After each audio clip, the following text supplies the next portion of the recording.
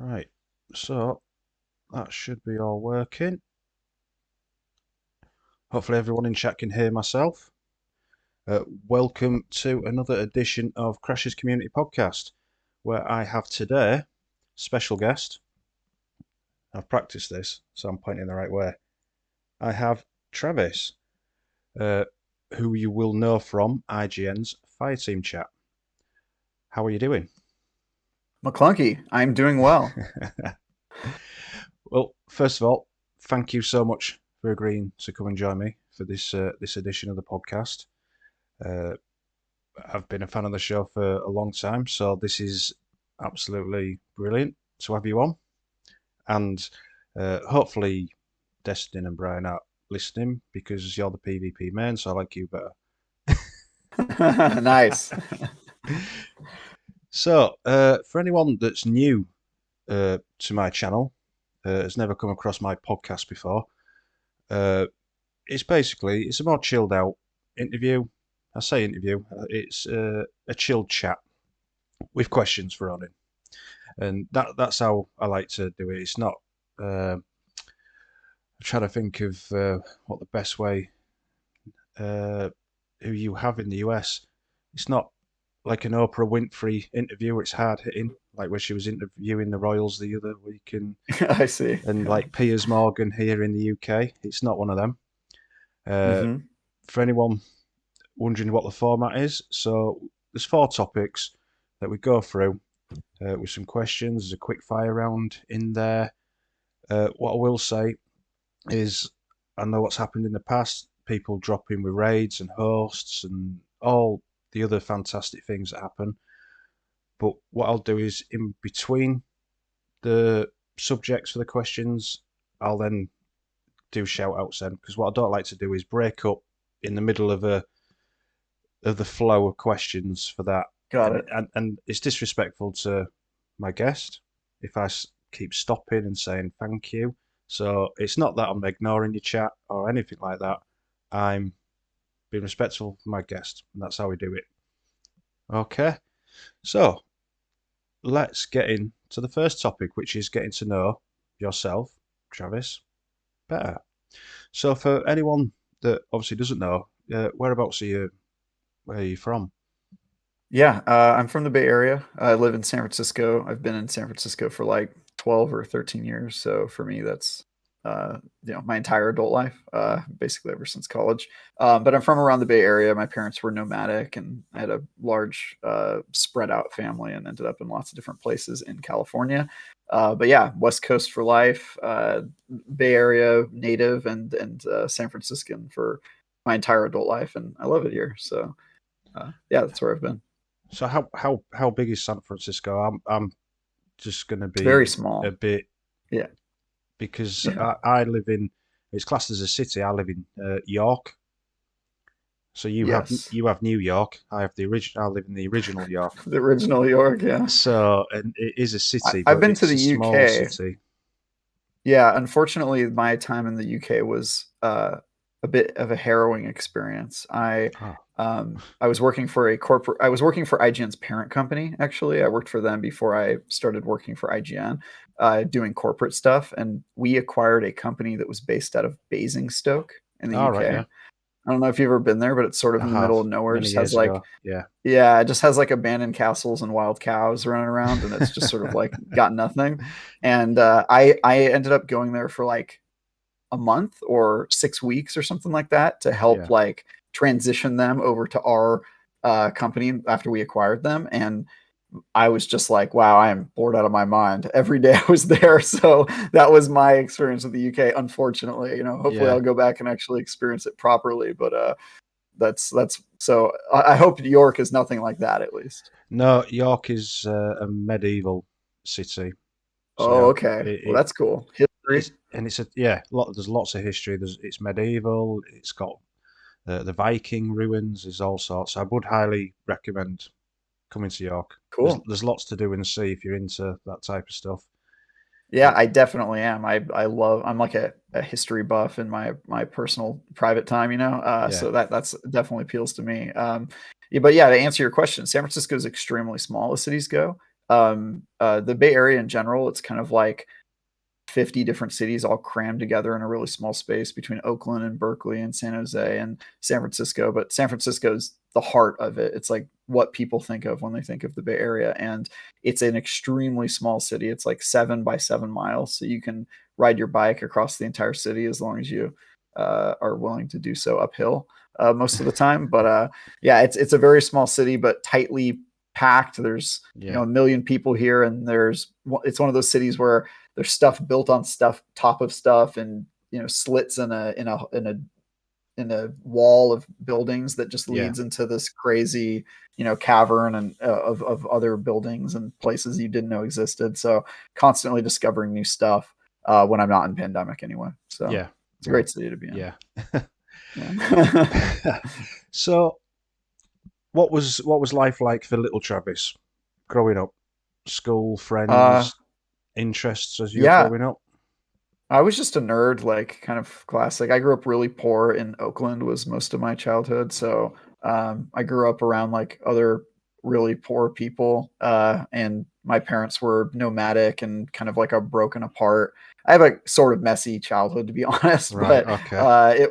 I've sort of hid from that part of my life just by diving into like video games, going over to any friend's house and spending as much time out of my own home to play games and read books in the library. I was super into Star Wars. I still am, even as a Yeah. grown man. And that's sort of just like my escapism and my way of finding something positive and that I can like dive into. And so yeah, that's kind of how I got into nerd culture. Is I just sort of it was something to grab onto that was very accessible. It's easy to like Yeah. go over to your friend's house and play their Sega Genesis or what have you. And so Mm. that's how I got started. Didn't have the tie back then. That was later, but I always wanted to wear ties. So now I'm living the dream. So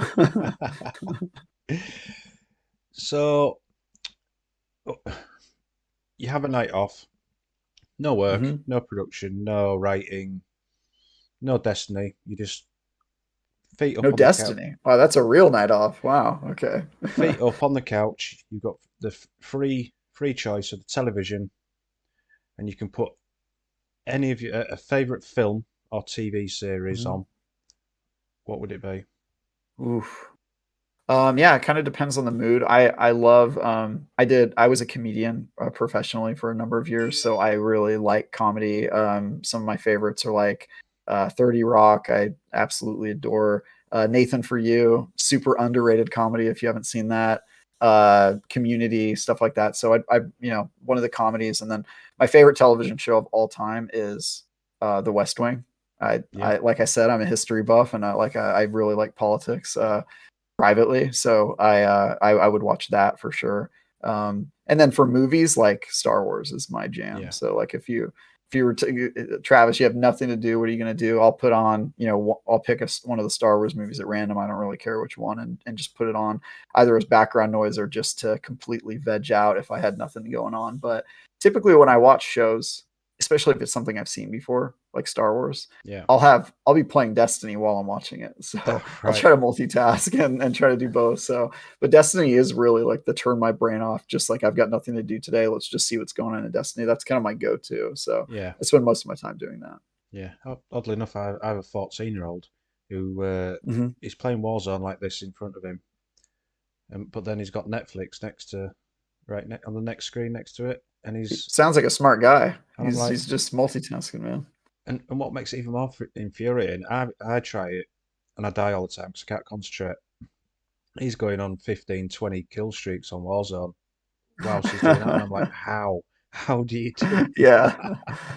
Well, it has to be something you've seen before, because if it's something you haven't seen before, like that's not okay, because then you're not really paying attention. So I try to, if I'm watching something new or for the first time, I'll just go to the movies or I'll turn it off or I'll turn off the games. But I really do prefer video games to like television shows and movies. Like that's just always been my jam. So Yeah, it's I can only like if I'm watching a TV show, I can't binge it. I have to watch like one episode and then I get bored and antsy and I want to do something with my hands and I got to log into a video game. So I mm, really do spend like 90% of my time in front of like a recreational screen. I'm playing a video game. I'm not like watching a show or a movie usually. Yeah.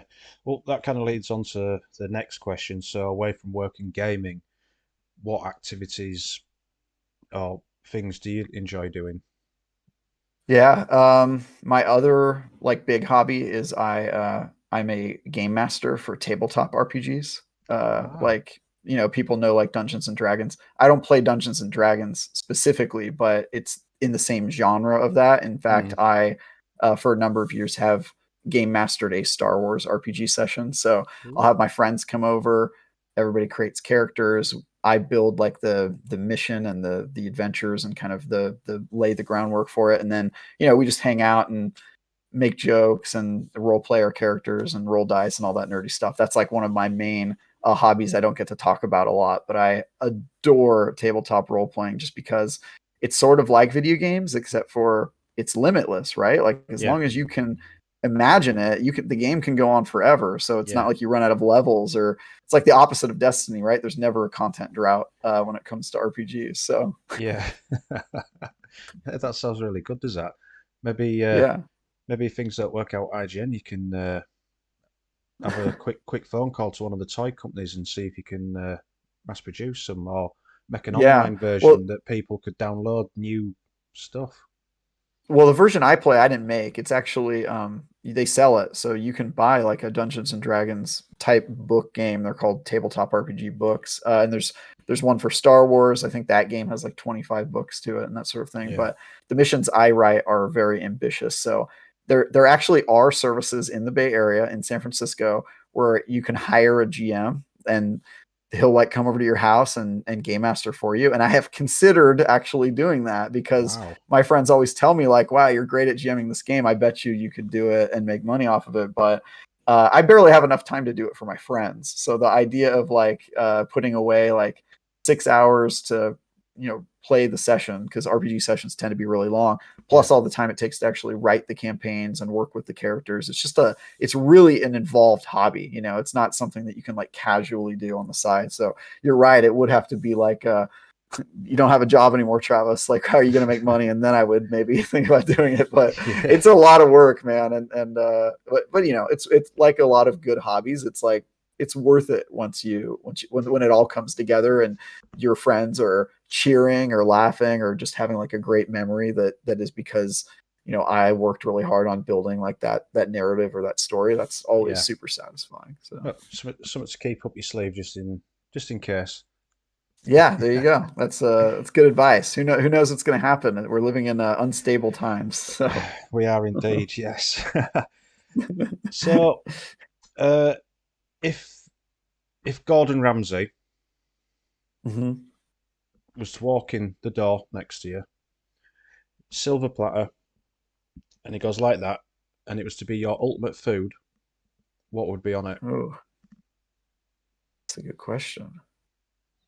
Yeah, I'm kind of this might be like a really boring like San Francisco answer, but my favorite food is a salad. I don't know if that's like, Wow, I've never had that answer yeah, I before. know. But here's the thing: if you asked a bunch of people in my neck of the woods, you would get that answer a lot because that's like kind of the just everybody eats salads here. I don't really know how to describe it. But yeah, when I was young and poor, like I never really got to eat salads because they're kind of expensive. Like it's always cheaper to just get like a cheeseburger or something that's like bad for you.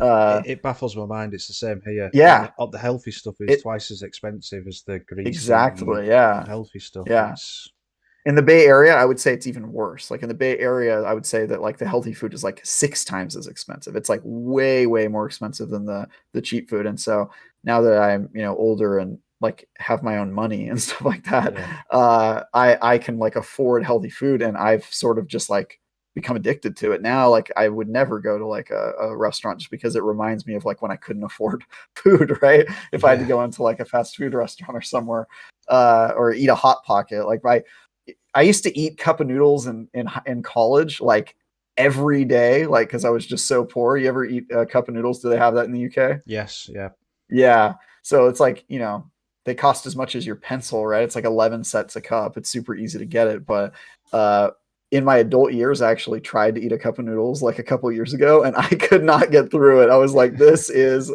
nightmarish. I think I'm too old for cup of noodles officially, which I feel bad about saying because I don't want to be pretentious or anything, Yeah. but like it's just there's some like chemical reaction my brain has that's like, oh no, you're going back, Travis, back into the pit, you know? So I don't want to be there. But yeah, I think I would choose a salad. The reason I like salads is like there's a million types. You know, you can have a bunch of different toppings or fillings or what have you, and then there's even like potato salad and macaroni salad, and you can really get fruit salad. You know, Yeah, like there's yeah. it's just such a broad category. I And feel like if you had to choose like there's one food to probably eat every day for the rest of your life, well, there's you know? probably like a dozen different types of lettuce leaves and Exactly. all Yeah, sorts. yeah. Yeah.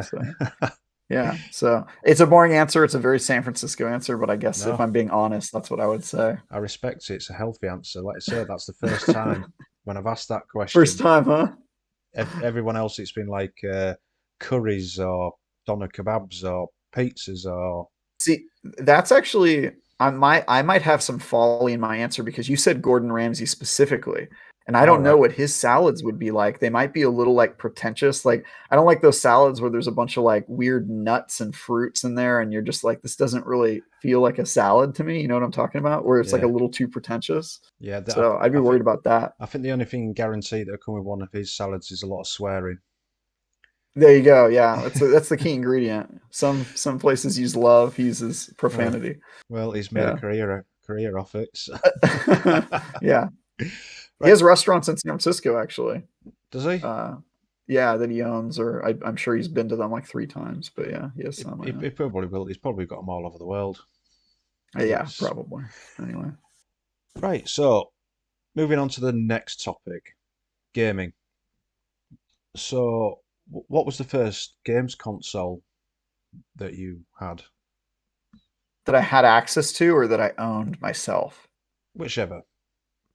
Okay, so the first game console I ever had access to was an Atari 2600, Hmm. which is way older than I am. Like that was definitely before my time. But I had the blessing to have a very nerdy grandfather who he wasn't really nerdy when he was younger, but when he got old, he was really nerdy. Yeah. And before he died, he used to just like mess around on his Atari and some of his old like gaming consoles that he bought, and then would like try to program games on, because back then the consoles would come with instructions on how to make your own games Yeah. and then blank cartridges to write them on. And so he would do that. He would like try to just program like a really simple game and then have me like be his beta tester as like a 2 or 3 year Cool. old, you know, toddler. And so that was like my first console. And my experience was just that like, oh wow, you can create anything. And like I get to be the main character and the hero of the story. And like that's just like super fun. Why wouldn't you want to do that all the time? And so that was my first exposure. And I think ever since then it's like been a constant hunt to play as many games as I could, at least when I was a kid and didn't have like access to them. Like I didn't own a console until like myself, because some of my siblings had it. I had access to theirs, but I think the first one I owned was the original Xbox, which is All much right. Yeah. later in the kind of lexicon of gaming consoles.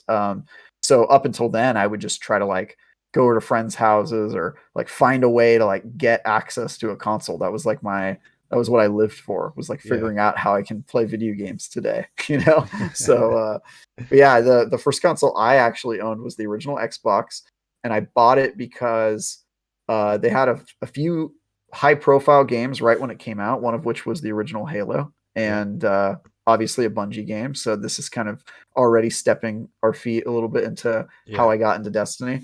And Halo really like changed my life. Like that was a game where, you know, that moment in Combat Evolved where the pod drops after the first level and you land on the Halo ring and you step out of that pod and you walk across the bridge and there's the not ghosts, or the ghosts or wraiths, banshees. The banshees are Yeah. flying overhead. It came to me. It's been a while. That moment where I realized like this isn't just a shooter. Like it's an open world game. Like I can just walk any direction I want and like discover battles, and then they give you the warthog and then you're driving around. Like that moment was Yeah. so informative to me as like a person. It like I think it came out at like just the right time for me. And I just like ever since then, like Xbox has been super close to my heart in terms of like how I game and interact with that franchise and Destiny and all that Yeah. stuff. So yeah, it's just that was my first console that I actually owned. So, what about the first game that you ever played? You know what? Actually, there's a little bit of mystery around the first game I ever played. The first game I ever played was an Atari game. I don't know if it was the 2600, but it was one of the Atari games. And I've actually done research to try to figure out what game it was because I have a very distinct memory of what you did in it. You were like a little stick figure guy and you would go up and down ladders and you were trying to collect sprites. There were like a number of sprites on each stage. And once you got them Mm, all, it would like clear the board and then you'd go to the next one. yeah. And I probably spent like dozens of hours playing that game, and it was extremely challenging because a lot of Atari games were.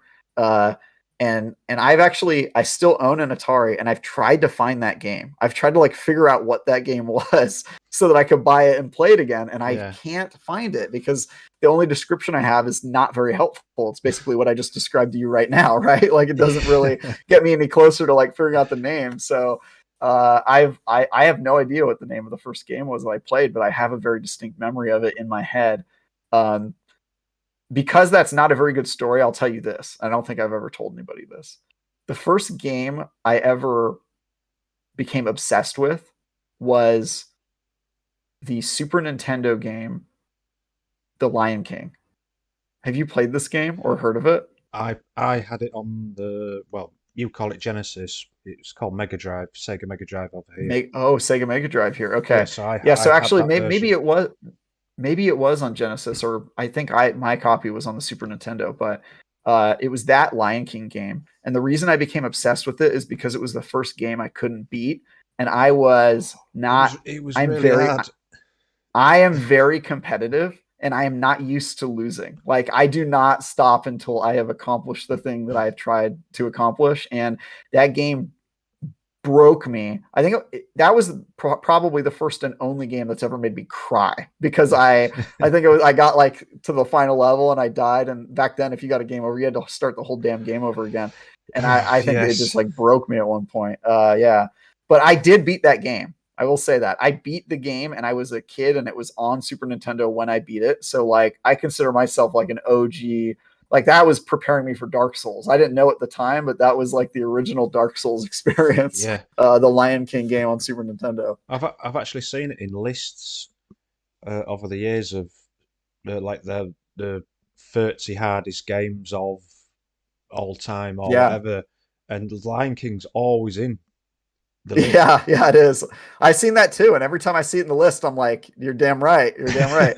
Uh, and actually, that game recently came out again. It, They did like a little remaster yeah, they did. re-release Yeah. on.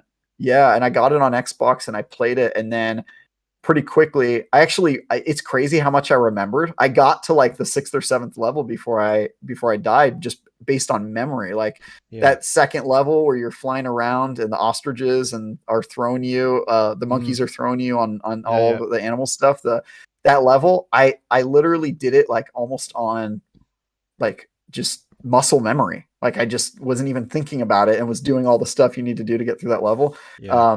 But then I found out when you get a game over, they let you start from the level that you were on, which makes sense, and that's how the game should have worked, right? Yeah. Originally, but as soon as that happened, I sort of was like, oh, well, now beating it doesn't have any meaning. Like now, if I beat it, like anybody's going to be able to beat it because you can beat one level at a time. Like that's easy. So Yeah. I stopped playing it, but I thought that was a hell of an experience, just like seeing that game run on the Series X. That was weird.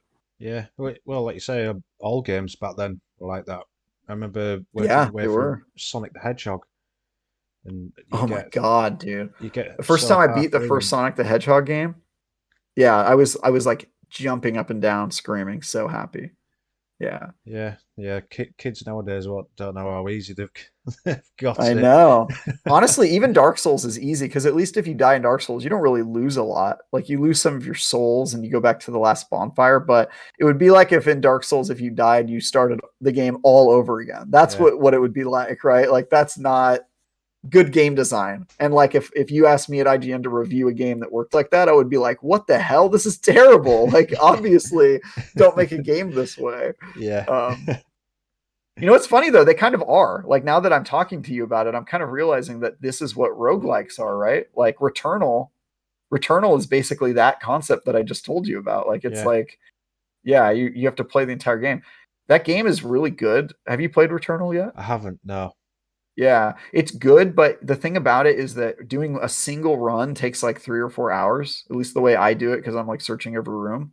And then when you die, you have to start all over. And it's like, I can't even finish one run because I like getting 4 hours to sit down and play Yeah, consistently without breaks is like hard. It's like hard to find a window that large. So uh, I think I've only done like 3 or 4 runs in it, but every time I do it, I'm like, oh man, I died. I got to like the fourth world. I really don't feel like starting over again. I'm gonna yeah, have to give this game a break before I do the next run. And then the next time I pick it up, I've forgotten all of the skill I developed on that previous run. So it's kind of a slow burn for me. yeah. Do you like roguelikes? Is that a thing for you? Do you play any of them?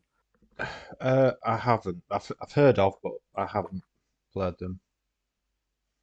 Yeah, I mean, if it's not your thing, stay away because they really do suck up your time. I reviewed a few of them for IGN, and like those are the toughest reviews because there's no end date. It's like it's the game will go on as long as it has to, and it will Yeah, end only when you are good enough to actually beat it. And that can be frustrating if the game is designed like some of these games, like Returnal. You can't even beat it in one go. Like it forces you to die because it's like gated. It like makes yes, you like, oh, you can't just do it purely on skill. So, but hey, if you do play roguelike, play Hades. The hype is real. So yeah, that's my recommendation on roguelikes. Really getting cheers. off on a tangent here. No, don't worry about it. Uh, so, what's your favorite game or game series of all time? Now, My favorite game, for yeah, me, so I don't know if you can see it. It's here. So that's Mass Effect. Mass Effect. There we go. So that That is, is a hell of a choice. Yeah. and for obvious reasons. So that's where I am. Obviously, I that's the of Legendary Edition. I had to buy it and play it through course, again. of course. Yeah, yeah. Looks like you got it on PS5 there. Yes, Yeah, how is it on PS5? I played the Xbox version. I don't know. it's It's any really good. different. It Yeah. uh, obviously the most work they've done is with number one because that's Yeah. obviously the oldest game, and it looks really good, Nice. and it plays better as well. The number one Yeah. was really Rough. Yeah. rough the first time round. Because was it 2008. 2008? Yeah, I think it was 8, yeah. And actually I recently played the original Mass Effect on Xbox through backwards compatibility because they've had hmm it on there for a while. And it is really hard to get through on backwards compatibility just because it feels so dated. But yeah, I'm almost done with Mass Effect 1, ready to go on to 2 and 3 on the remaster. I'm sort of slowly going through it. I've had a ton of IGN work the past couple weeks, so I've been kind of slow on it. Plus, Destiny coverage. yes, But yeah, but I am getting through it. Mass Effect's definitely on my list of like top 10 or to 20. It's like somewhere in there. But there's a few games I would put above it, or like franchises even. Like I would say Halo is probably number one for me. Like I said, that like game changed me a lot. And as a PvP main, like I think a lot of my roots come from like Halo, and just like the idea of a sandbox arena shooter is really appealing to me.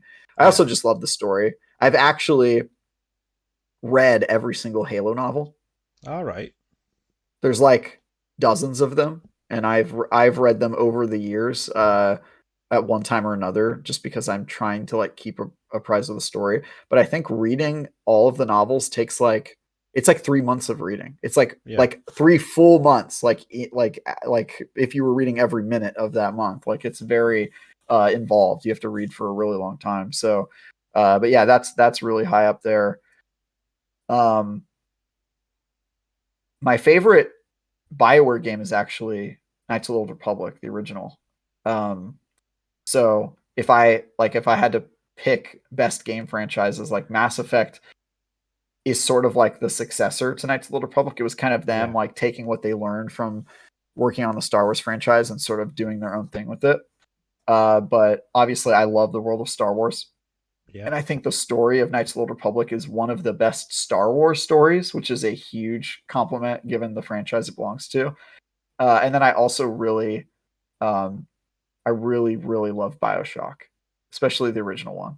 Because as I mentioned, I'm a big like philosophy, politics, history guy, and BioShock is just soaked in like this political message and this Yeah. philosophical. I love it so much, and I love that it's maybe the only one of the only games I've played that like I I've like I know for sure it couldn't work as a movie or Yeah. as a TV show or even a book because its entire premise is that you are controlling the main character, and that is so integral to what happens in the game and kind of the idea and philosophy behind it. And that is amazing to me because I like even if you don't like video games, if you played BioShock and experienced it, you would I feel like it would make you understand why video games are valuable and why they can't just be like a movie or Yeah. a TV show, and that they're doing like their own thing. And I think it illustrates it in such a brilliant way uh, that just speaks to me so much. So yeah, I play the original BioShock game like once every couple of years. I try to like make time to just play through it. It's a short game, What? so but it's Because beautiful. the I'll say the big things, with the big diving Oh, helmet the and the Big big Daddies, the Big daddies. That's Daddies. it. Yeah, Yeah, yeah. and like the little Little girls, Sisters. little sisters. Yeah, That's it. yeah, yeah. Yeah, I remember. I Yeah, it's a remember great play. game. Yeah, and it's so The main character Andrew Ryan, who's supposed to be like an allegory for Ayn Rand, who I love her or hate what her philosophies, but I like Ayn Rand's books. Like I just think that they're really interesting and they kind of bring a lot of interesting ideas to the fore. And she's also like a uniquely American kind of personality in yeah, like the ideas that she pioneered and kind of the idea of like the American way of thinking and lifestyle and kind of questioning that and objectivism and all that stuff. It's just really it just does such a good job at so many things, and it's just fun to play. You know, you get a gun and you get powers, and I yes, feel like BioShock was the first game where you got both. Like some games you would have powers and some games you would have a gun, and then BioShock gave you both. And now if you play a video game and you only have a gun and you're like, where's my powers? Like I yeah, want some powers too, right? And yeah, that, I mean, that there's Destiny, right? Destiny is a game where you have a gun and you've got powers, and yeah, it's kind of like the two are sort of very important components. So it's just funny. It's funny how much maybe that wasn't the first game to do it, but I just remember that was the game where afterwards not having powers if I was shooting things was like a big deal to me. And it's yeah, kind of crazy that Halo, you don't have powers really. You have Spartan abilities in the most recent one, but you don't really have powers. But Halo is still very very fun for me even without the yeah, powers. So I don't know what's up with that, but yeah, it's very interesting. Kind of BioShock's role in like the evolution of video games, I feel, is really important. Uh, so yeah, BioShock's high up there. great choice, great choice. So, what different types of game do you enjoy playing? So obviously you like your first person shooters and Mm-hmm. role playing all that type. Are you a secret Just Dance player? Uh, Actually, yes.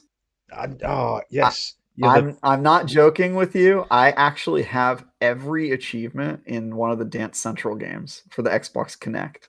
Every achievement. And some of them are hard. One of them is yeah, like you have to do flawless 5-star dance on the hardest difficulty of the one of the Usher songs, which is like Usher choreographed the dance moves himself in that game. So like it's extremely difficult. Uh yeah, I so the thing about me when it comes to genres, I truly love all types of video games, hmm, which I think is great.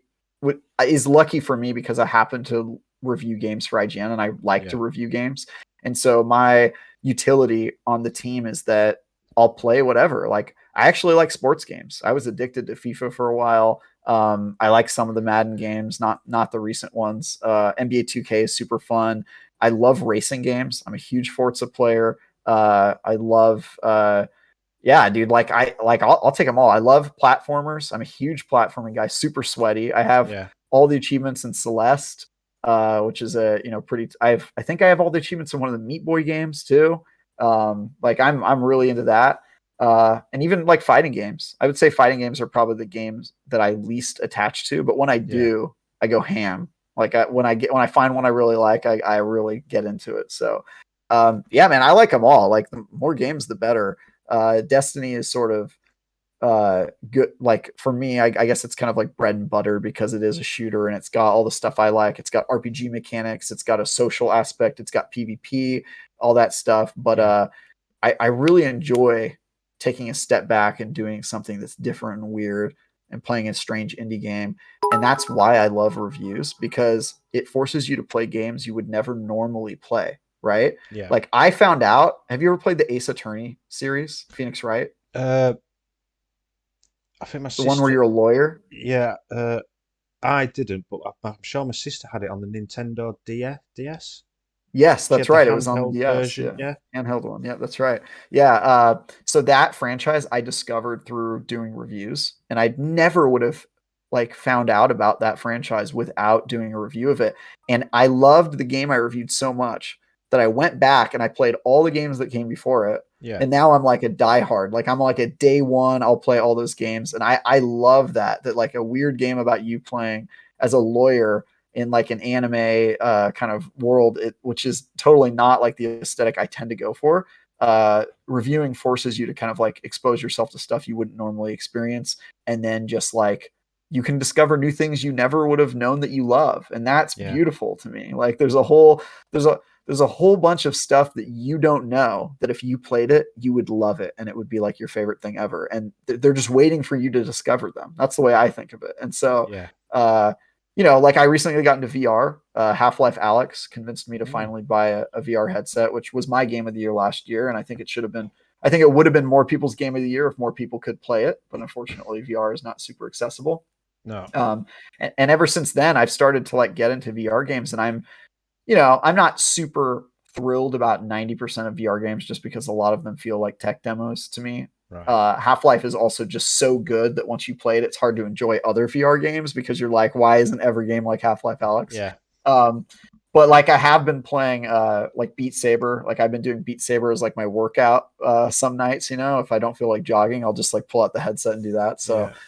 I'm all over it, man. I've got my PS5 here, my Xbox, my Switch, my VR set. I've actually got two VR sets. I've got the Rift and the Valve Index. So if I turned my camera around, you'd see my entertainment center, and it's just like everything. My gaming PC is over here.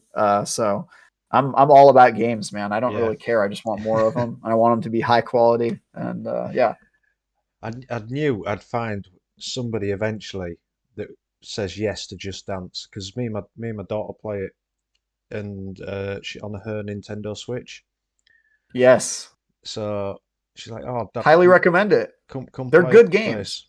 People, yeah. She's just a bit upset because I beat her all the time. Ooh, that's harsh, man. It is, yeah. Is the motion tracking good on the Switch? I haven't played the Switch version. It Yeah, it seems to be. Okay, To be good. fair, it says I play it every once in a while. The PS5, I think it's just above my shoulder Yeah, here. That's yeah, mine, and so okay, I enjoy it. It's a good laugh, and yeah, it's a good thing for me and her to do because obviously me and my son do football or soccer, yeah. so this is some bonding. So that brings us together, going Nice. like this in the front room, looking like an idiot, trying to Yeah, it's doing this and that, and just making a fool of yourself, but it's fun. yeah. I love Just Dance. I do. I will say, like, I think the Connect got done dirty because I actually am a Connect apologist. Like I think the Connect, do I think they should have bundled it in with every Xbox One? Absolutely not. But do I think the Connect had potential as like an add-on and they should have kept making games for it? Like absolutely. Yeah, I loved all three of the Dance Central games they came out with, and then Spotlight for the Xbox One didn't really have the support that it needed, but I love those games because they did full body tracking, and I've tried to play Just Dance in the past, and the fact that it only tracks your hands kind of bugs me. And right. I have no idea how the tracking works on, because there's a PlayStation 5 version, there's an Xbox version. Do you just hold the controller? Like I don't really understand how the tracking works in Yeah. those systems. So Well, uh, can you imagine going yeah, like this with controlling just out with your hand, two Xbox controllers. out your hand and through the front screen of the TV? Yeah, yeah. I have to assume that it comes bundled with like a cheap camera or something. There's got to be some way it watches what you do. But Oh, you know what? I think it makes you use your phone. I think I've actually looked into this, but All I right. need to get back into Just Dance because Dance Central is dead. So I need a reason to get back in there and start doing it. But I Yeah. think Beat Saber has kind of replaced Just Dance for me because it's kind of I full body and you get to put on the helmet. well, I could because the last 12 months I need to get a bit more active. Oh, really? Okay. Yeah. Hey, I recommend VR. You'd be surprised. I think I probably lost like 10 pounds playing Half-Life Alex because that game has you like in your living room ducking behind invisible like pieces of cover and then like poking out to shoot something and then like Yeah. ducking again. You feel like an insane person. But yeah, recommend that if you want a weight loss program from a fellow gamer. That's my advice. Thank you. So before we move on to the next topic, uh, just like to thank Reaper for the bits and gifting Stripe that sub. It's very kind of you, very appreciated. Thank you. Right, so one of the main reasons we are here for the next topic is Destiny. Yes. That's our shared love. Uh, Obviously, myself and you have played it for a lot of years. Couple thousand hours, I assume, Yeah, between us. yeah. Yeah. So what got you interested into Destiny? Yeah, well, I always knew I was going to play Destiny because it's a Bungie game, Yeah, right? And like a lot of my friends on Xbox are old Halo guys that get excited about every Bungie game, so I knew I was going to play it. But I think the reason I got into it as much as I did is I got it assigned to me to review it.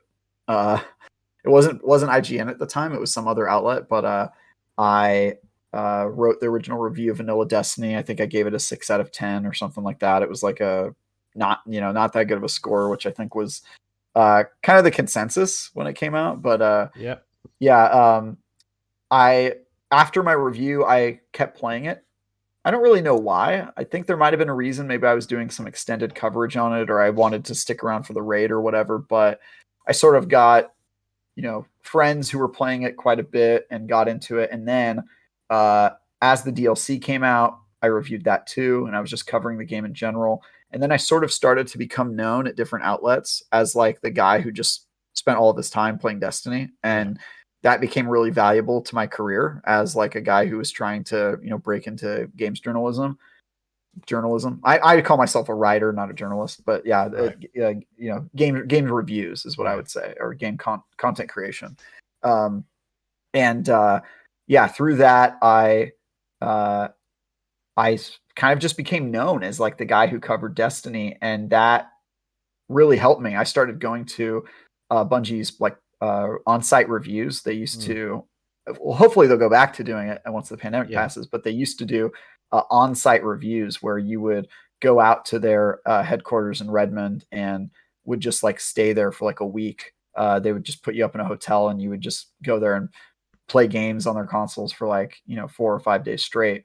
And I think the first time I did that was the Taken King, yeah, and after that it was just sort of like I started becoming friends with people at Bungie and knowing people in the industry who were kind of around Destiny and in that community. And ever since, I've just been like feverishly in love with Destiny, and so much so that eventually IGN was like, you should write our reviews for the Destiny games. And so I started doing that. And then they had me on Fireteam Chat to talk about my review of one of the Destiny expansions. And then I've been on every episode of Fireteam Chat since then. So yeah, I kind of, to answer your question, very long-winded way, I got pulled into it through just like reviewing it, and then yeah, stuck around because it the game was just alive. Like people were talking about the game, and it was really weird. I used to talk to Destin about this back before I worked at IGN when we were just friends chatting.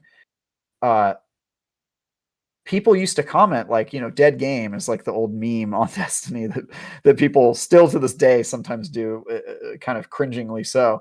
Uh, but when people were posting that and doing it unironically right after Destiny came out, um, Destin was just laughing because every time he would write an article about it, it would get like millions of clicks. Like people cared about the game, and it was just this weird thing where lots of people were saying like, "Oh yeah, it's a dead game. Nobody cares." You know, it got a 6 out of 10. Like who cares about this game? And yet players just kept playing it, and I was one of those people.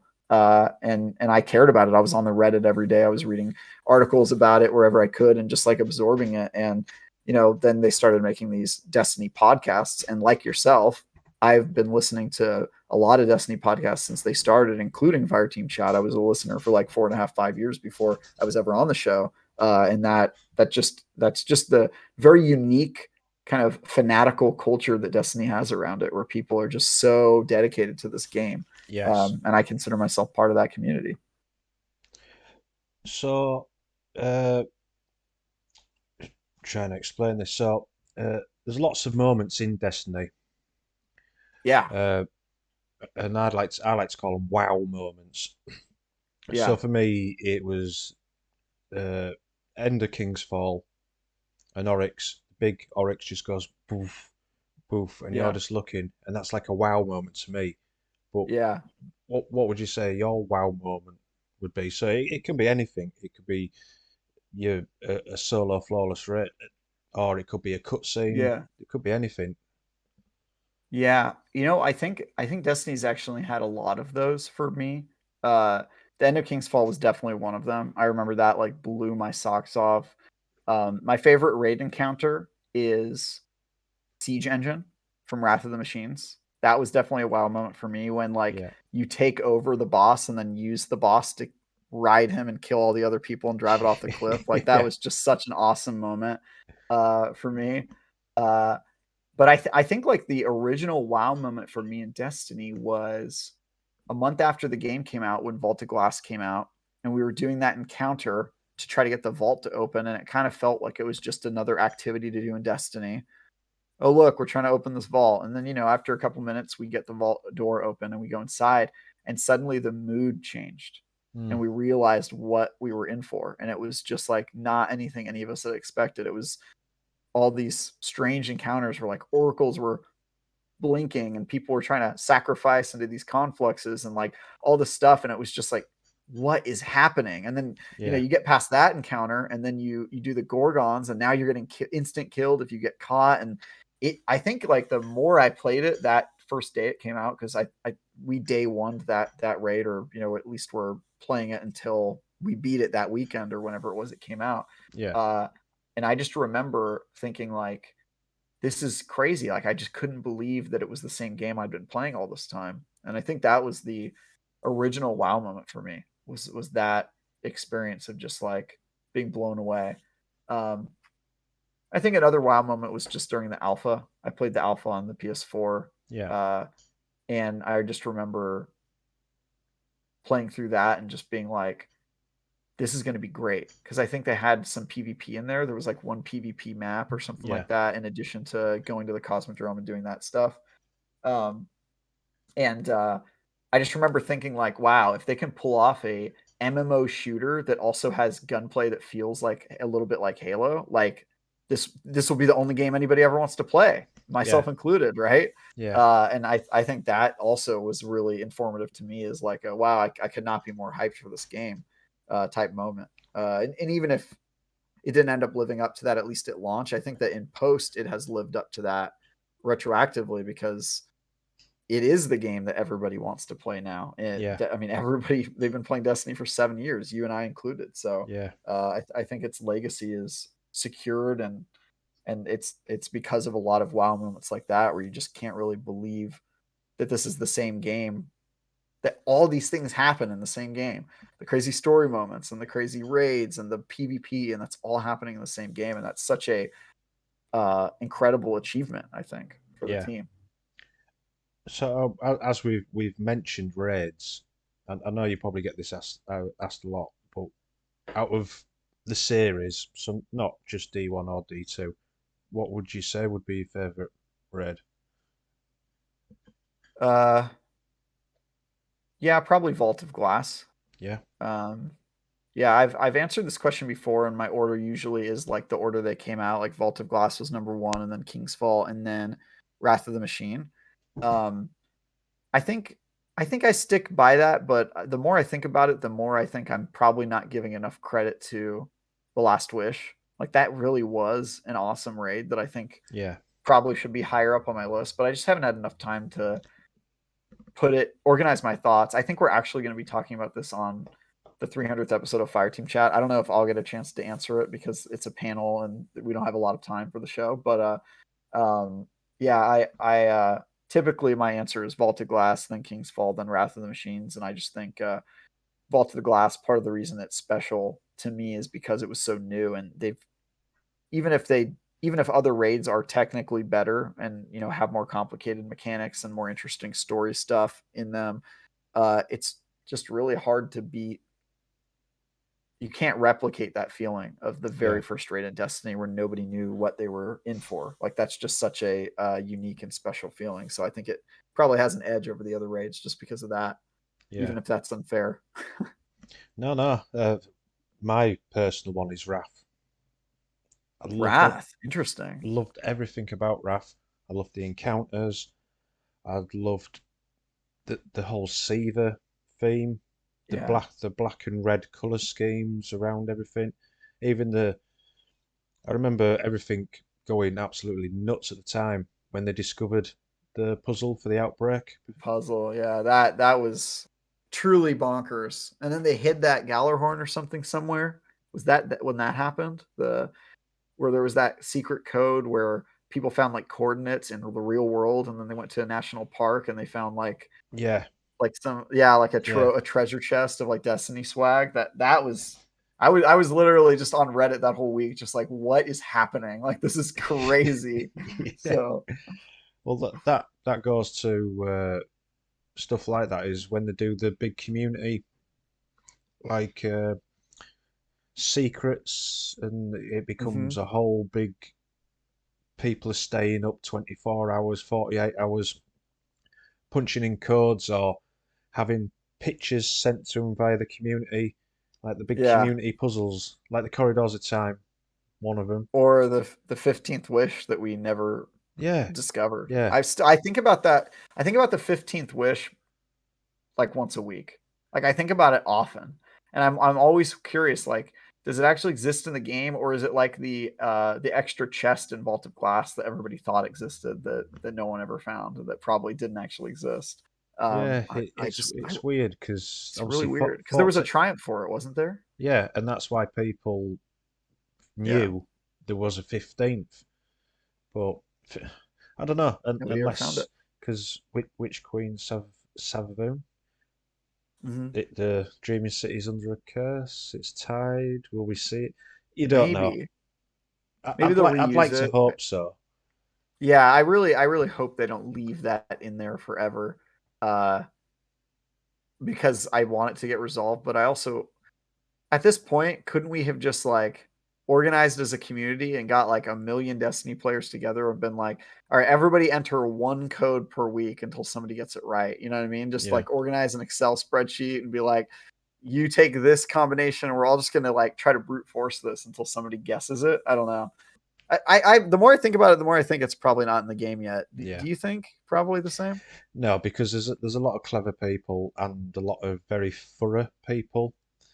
Yeah, So I know some people, as soon as the Cosmodrome reappeared, everyone scaled the map with a fine tooth yeah. comb, just looking for secrets, or and nothing's come up. So it's quite, Hmm. I don't know. Uh, It's like when What the if it wish. was just in the game the whole time and we didn't find it? Like what if? Like I know it's not probably not the case, but that would be Yeah, crazy. because when it came out, it was those little circle, was it like little circle plaques Yep. that were just appeared in Yeah. caves or wherever, and people started finding them A within. few of them, yeah, a few of them are in cutscenes too, which is how they Yeah, were hidden from like coders. So that's yeah. I wonder.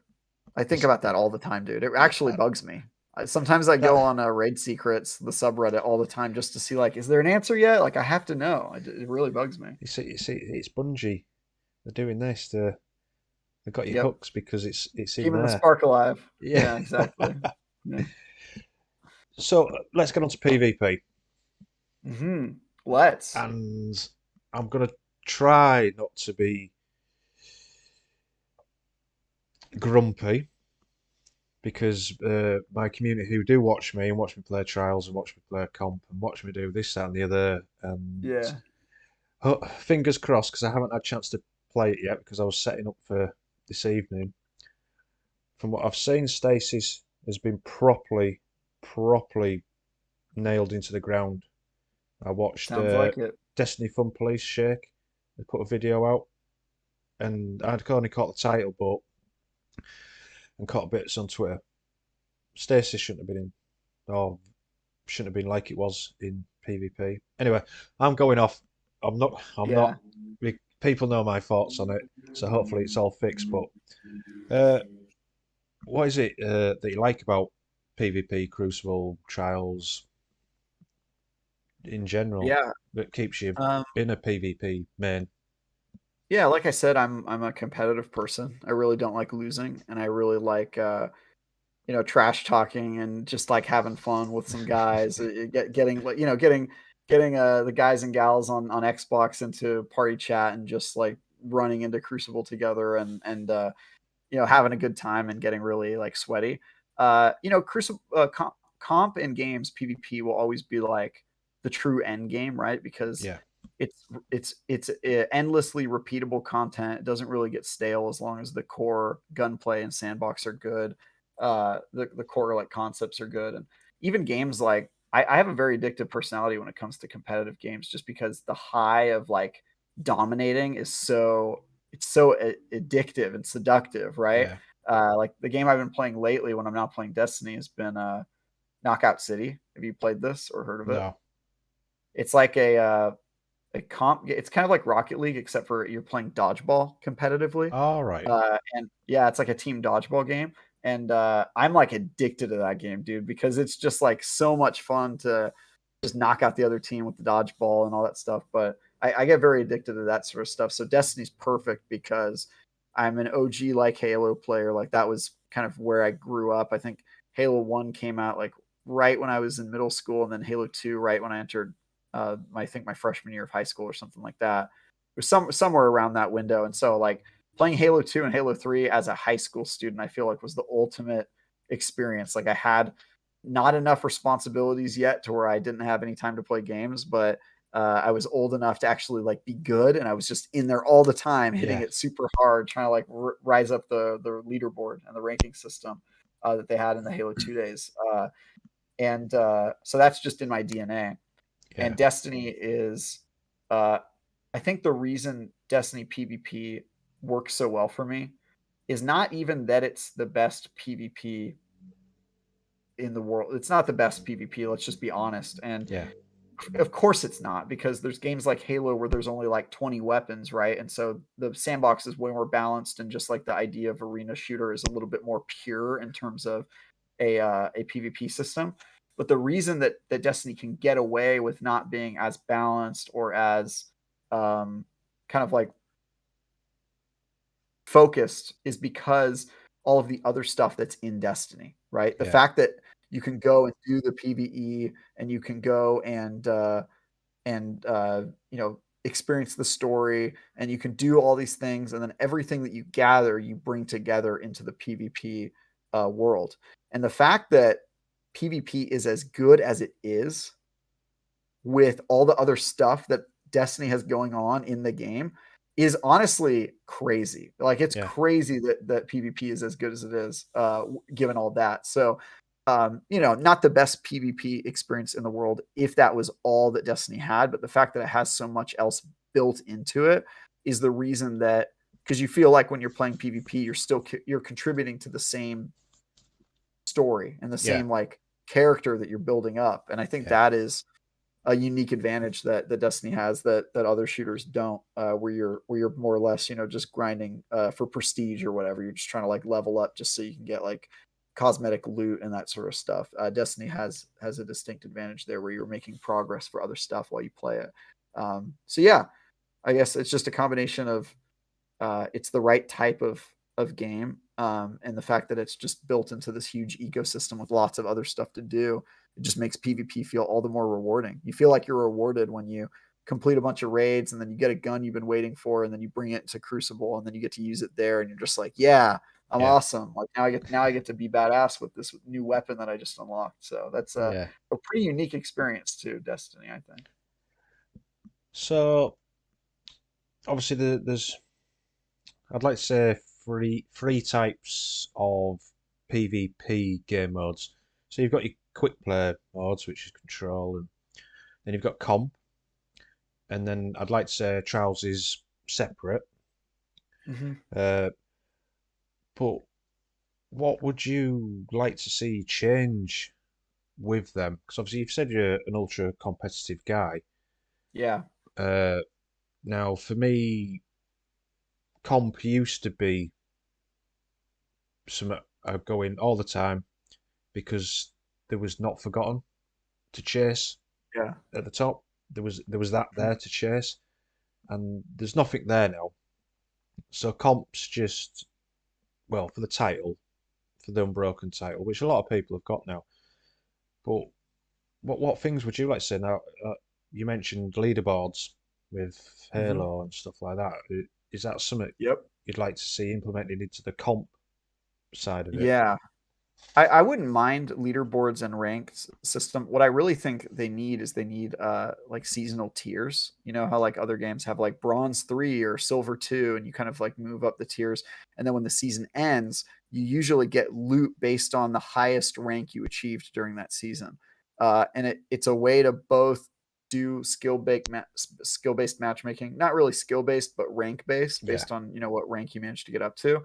Um, and also to reward players. So I think that they need something like that just to like make more of a progression system and a reason to grind in those playlists. I think that would go a huge way to doing that if they could do that in comp and yeah, in trials. I mean, trials kind of already has its own loot system that I think if it were better would drive people there. But comp, like you said, there's really no reason to do it, which is funny because I spend most of my time playing comp. Like I just do it because I'm same. like, oh yeah, I want to hit legend this year, and then you're kind of like, why am I doing this again? Oh yeah, I guess just because it's fun. But it definitely would be nice to do stuff like that. And then the second thing I'd want to change is, and it's kind of related to the first one, or at least it can be built into that, which is that the play modes just need to be more rewarding, right? Like the uh the trials is not rewarding enough to make me want to play it, and that's sad because I usually look for reasons to play trials, right? And Yeah, in D1 I would play trials every weekend and try to go flawless, and so it's a pain in the butt to see that they brought trials back and I don't feel incentivized enough to really participate most of the weekends. I get like my full set of trials armor and maybe like an adept weapon or two, and then that's it, right? Or sometimes I won't even try for the adept weapons just because the adept weapons aren't that big of game changers, at least in yeah, my opinion. I can still win, all the PvP encounters I was going to win without an adept weapon. And if I do lose to somebody who's got an adept weapon, fair enough. But like, when does that happen? Like, yeah, it's not something I've ever been like, wow, if only I had an adept, this would really get me out of a jam. I think both modes need to be more rewarding. I think they need. I think ranked seasonal playlist would be huge for comp, and then that could also solve the reward problem where you get rewards at the end of the season based on how far you got. Um, and exclusive weapons or something like that would also be awesome. yeah, And then same with trials, just the loot when you get to the lighthouse, I feel like needs to be improved or reworked or rethought in some way where there's really a reason to do it, because I'll play trials if I even have a small reason. You know what I mean? yeah, And if you made a major reason to do it, I think there would be a lot of people in there. Um, Now, I'm not one of those people who thinks that we should get all crazy and add like a solo playlist or matchmaking to trials. I know like lots of people disagree with me because trials isn't such a bad state. It's easy to go, just do this one thing that we know would increase the player base and would fix it. And I agree. Like if you added matchmaking, it probably would help a lot of the current problems. But I think you lose a lot too. You lose the. I mean, if trials had matchmaking, how would it work? Does it force you in the same group for 7 full matches until the card is reset, or yeah, does it switch every single match? In which case, you're kind of just playing random matches, and it's like rolling the dice every time. Uh, you could get matched with a bad team on the third match, and then Yeah, your card's exactly. Yeah, over. So it doesn't really work. Lots of people are like, just add matchmaking, and I'm like, that wouldn't fix the problem. Like it's kind of a bigger issue. yeah. But I don't think you need to change how the mode works or add matchmaking or anything. I just think you need to give people reason to play. You need to increase the player base as much as you can and get people in there trying on the weekends. And I think we still don't have a reason to do it. And So, that's just unfortunate. so with that, do you think it's an increase in loot? Because obviously, at the moment with trials, they're rotating. Is it three weapons in and three weapons out each season now? So Yeah, last it's season was the fusion rifle, the igneous hammer, and and the astral horizon. that's right. And now Yeah. the sniper's back. hmm They've obviously added the new SMG. hmm Uh, Which I got. Fantastic. yeah, I've got it as well. Yeah, it's really good. But do you think it should be an increase in the loot per season that could incentivize people, or do you think it should be a tweak Yeah. of the weapons to make them more desirable? I think I don't think it's small changes. I think you need to make you need to completely redo the entire way that Trials rewards you. For one, I don't think your only reward should be when you get to the lighthouse. I don't think that I don't think it should be possible to play 10 Trials matches in a row, and even if you're losing every single match, to get absolutely nothing out of it.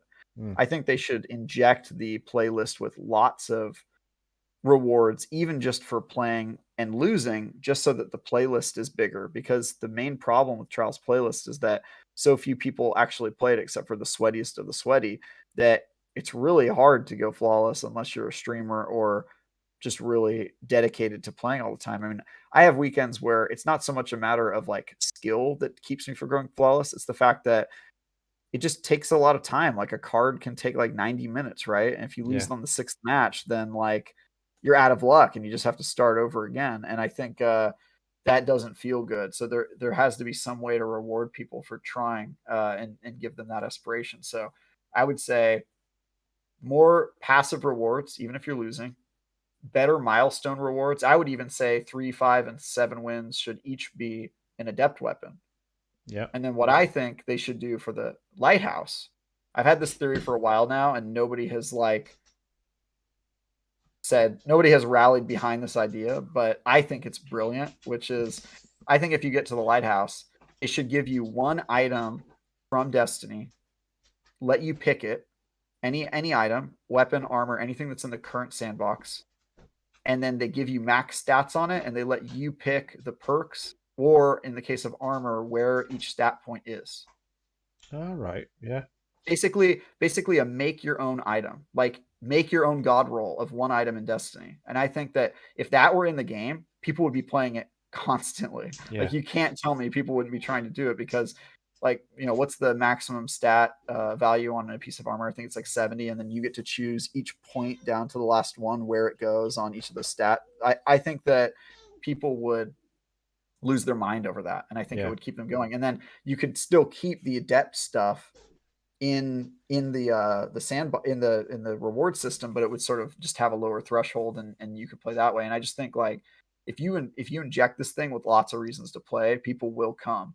yeah, And then you can just focus on the stuff that is actually broken about Trials, like all the cheaters on the PC platform and stuff like that are just yeah. awful. I know. So I've seen videos again from last weekend at Exodus Blue, and there's people oh using my god, there's with people that rocket launcher or whatever, yeah, yeah, yeah, it's that firing like an sounds auto good. rifle. Yeah. I'm just like wow. But well, for me, uh, they have these assets now. It makes no sense into the keeping the story like Trials of Osiris. So the Yeah. weapons are all the armor's all themed towards it, and you've got Mhm. Saint with his lines. But Mhm. they've got all the Trials of the Nine stuff that they sunset, put on the back burner when they got rid of Trials of the Nine. You've got all Yeah. that stuff that they could just you need no reason to put it back in the loot pool, but it incentivizes people. Make it random rolls. They don't have to design all new weapons. It's just random rolls. There you go. There's two of them for this week. Yeah. There's another two for next week, and we'll keep rotating them around because some of them weapons are really good, and I loved the way they Yeah. looked. Yeah, me too. I actually am probably in a major minority here, but I actually preferred the aesthetic of Trials of the Nine, not the game mode, but Yeah, the aesthetic of Trials of the Nine. I really liked the intros where everybody's doing their emote. I loved the announcer. I really liked the really clean white landscapes in the Trials maps. yeah, Uh, probably because it reminds me of the Halo Arena maps, where everything's right. like angular and like a Yeah, framed outline. Um, but I really liked that, and I also really liked the social space you got to go to, where you're climbing the tower and then eventually getting to the yeah, top and getting yeah, transported. I thought all of that was so cool. And I also think the Nine are just cooler. They're kind of like this badass, mysterious force, and everything's like very foreign and otherworldly. I think that's so cool. So yeah, I really liked Trials of the Nine. I wouldn't even mind if they just called it Trials, and then they kind of switched between it being of Osiris or of the Nine or whatever, and kind of yeah, just like mixed and matched it from week to week. I just think that, uh, yeah, you're right. Like it's a shame that they just because you pivot on how the game mode works doesn't mean that you have to get rid of the cool Nine aesthetic. Like we already had Osiris's Egyptian stuff. Like I just yeah, think it was cool. I, I yeah. I don't know. I'm with It, you, man. I think we yeah, agree on it's like this I one. said, it's just sat in a, it's just sat there collecting dust in, well, digital dust. Just bring it Yeah. back. Well, I have been rocking the Trials of the Nine flawless armor, the white armor for my Titan. Yeah. That was the one free armor set that they gave us this Mm. season for transmog armor synthesis. I used it for that armor set. So now I've got Trials of the Nine armor on this season, which is pretty cool. Yeah, I've got Trials of the Nine. Well, and no, I've got last season's Trials of Osiris, and I've got a couple of pieces of this season's Trials of Osiris. But uh, Nice. it's so I ain't been flawless for a while. Usually Me neither. we get quite far, and then but Yeah. it's glitched because I've got it to glow red like I've been flawless. Oh, really? I've That's just cool. I just equipped the the flawless emblem, Yeah. and then it just goes red, and it's not meant to do unless you've been flawless, and it lasts 2 weeks. Huh. I don't mind. It looks really cool, That's glowing red. cool. That's awesome. Yeah, I've not been flawless in a while too, just because I haven't been playing trials lately, just because I don't feel like I have an incentive to, which is sad. But yeah, I need to get back into it. I'll probably try this weekend. Yeah, I'll be back this weekend. Um, hopefully, a lot less freezing grenades and freezing this and freezing that. And Yeah, dude, I'm ready for that. Hey, best of luck to you when yeah, you get you to Lighthouse. so. So, last question for Destiny. So, Okay. if there was something you could add or change in the game, what would you think it'd be? Now, if that's Destin, if Destin was here, it'd be Vault Space. Yeah. Yep. This is great. This is sort of like my Bungie Please segment on Fireteam Chat, which is like we're always asking for Bungie to change stuff and add stuff and all that. Um, let's see. Here's one. Uh, let's just add some Crucible maps. Or how about Rift? Can I make that mine?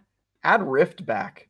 Rift was I really good. loved I loved Rift, Yeah, dude. That was like my jam. And remember, they used to do it some weeks for that would be the Iron Banner mode. Iron Banner, we'd be playing like Rift, and I loved Iron Banner. I would put on my Twilight Garrison chest piece on my Titan, they the need to bring that back. butt ugly blue one that you couldn't change Yeah, the color of, and I would be jumping in the air and dashing left and right with the Rift, and I was just dunking constantly. I was badass at Rift, dude. I dominated that game like yeah, every match I was in. So I really think it was quite good.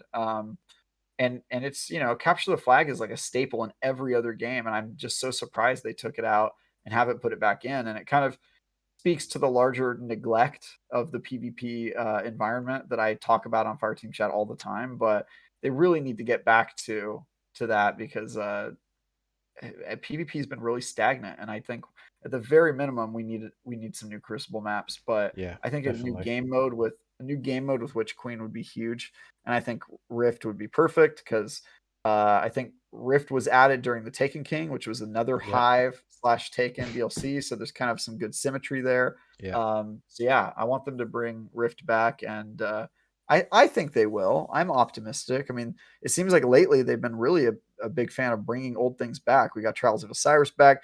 We got Vault of Glass back. Cosmodrome. I think Rift has an opportunity here to be added back into the game. So I hope they I do. hope so because I really enjoyed Rift. Yeah, me too. Right, so we're gonna go to a quick fire round next, Oh, but let's do it. just quickly, uh, Governor and Reaper of Darkness, thank you very much for the hosts, muchly appreciated. So, for anyone that hasn't seen this before, it's a quick fire round. It is what it says on the tin. It's quick fire. So it's going to be an either or, and Travis is just Okay. going to pick one. And I So need to go as fast as possible, right? It's like lightning round. you can go as fast as you want. Okay. There's no timer. There's no clock ticking in the background. And That's but okay. I'm competitive, so I'm gonna try to be your fastest answerer. Here we go. excuse me. Right. So we'll start with strikes or gambit, Strikes. Zavala or the Crow, The Crow. the Traveller or the Darkness, Traveler. action films or horror films, Action. mouse and keyboard or controller. Controller for life. Right. This might be a difficult one for what you answered earlier. Burger and fries or pizza, Burger and fries. and the hardest one left for last. Destin or Brian. Destin. He actually shows up. Wow. So I thought you were gonna have a proper think about called that one. out. No, no. I love them both, but I'm messing with Brian because he hasn't been on the show for like 3 weeks, so I'm gonna choose Destin this week. Maybe he's been trying to get his hair cut. Yeah, dude, he needs to. I think he's fully vaccinated now, so maybe that's on his list. I don't know. Maybe he's embraced it. Maybe this is just who he is now. We'll see. Yeah, maybe, yeah. Yeah. So, leading on to the last topic for this evening. Okay. So it's what are you known for? So this is a topic about what you do for a Hmm. living, basically. So we'll Yeah. start with first, obviously, you work for IGN, but Yes. what's your role at IGN? I'm a writer, so I do reviews for Dan Stapleton and the reviews team. So that's kind of like the main thing that I've been doing for them for the past 2 years is just writing reviews. And then I also do previews for Ryan McCaffrey, and his team is sort of like pre-release, like early demos and that sort of stuff, and just like kind of giving general coverage where it's not as critical and like kind of Yeah, picking apart games and seeing how they are and giving like purchasing recommendations. It's more like picking something about a demo that you thought was interesting and just like telling people about it. Like I had an article go live yesterday that's a preview of a new Sherlock Holmes game, and the thing I focused on was the fact that the game does not care if you're a good detective or not. In fact, you can like completely screw up an investigation, miss a whole bunch of clues, and send the wrong person to jail. And the game will just let you do all that and continue. And it'll have like a wow. cutscene where like this person gets sent to jail, and then your Sherlock is walking around like, I did it. And my preview, I just focused on. I think the title of my preview was Sherlock Holmes Chapter One, which is the name of the game. Sherlock Holmes Chapter One doesn't care if you can't cut it as a detective. It just truly does not care if you aren't good at being a detective, which I found that hilarious and refreshing. So that sort of stuff. So that's what I do for IGN. I just do writing and do coverage on games. So what's it like working for a large company like IGN? It's awesome. So I think I mentioned this earlier in the show, but I actually worked for IGN's parent company before I wrote for IGN. So I'm very familiar with the corporation that runs IGN, J2/Ziff Davis, because I used to be on that team. Yeah, And they're really passionate people. Obviously, they're there to soullessly scrape out a buck at the end of the day, but the people who actually work there are really smart people. They're really passionate about creating content and fostering a community of loyal readers/subscribers and all that stuff. Um, and IGN, I think, is they're the gold standard as far as I'm concerned. Obviously, I'm biased because I've been in that world for so long, but yeah, I really admire their mission in terms of the scope of the audience they're trying to reach and how they try to present their reviews and their coverage in a very adult, level-headed way rather than sort of being, uh, kind of over the top and kind of a little immature in their coverage, like some outlets or some like people are. And I really appreciate that kind of take on it because it's kind of how I tend to be when I think about coverage. I think of you know a game isn't just amazing 10 out of 10 or throw it in the garbage 1 out of 10. Most games are somewhere in the middle of those two extremes, and yeah, I think that kind of painting that picture through a review or through your coverage and like letting people know, it's nuanced. There's some stuff that's good. There's some stuff that could be better. I mean, you play Destiny, you're familiar with that sort of yeah, situation.